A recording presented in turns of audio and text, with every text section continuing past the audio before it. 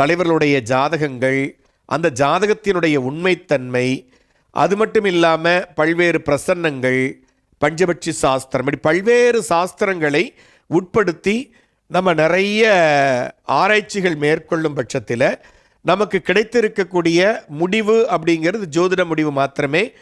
இது கட்சி சார்புடையது அல்ல.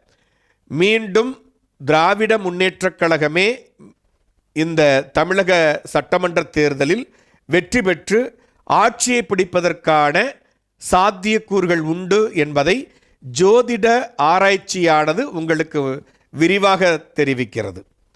புரியுதுங்களா? இதில் அடுத்த கேள்வியும் வரும். அப்போ திராவிட முன்னேற்றக் கழகமானது வெற்றி பெற்று ஆட்சியை பிடிக்கிறது என்றால் முதல்வர் யாராக இருப்பார்கள்? உங்களுக்கு எல்லாருக்குமே தெரிந்த விஷயம்தான். ஐயா முதல்வர் ஸ்டாலின் அவர்கள்தான் 2026 சட்டமன்ற தேர்தலில் வென்று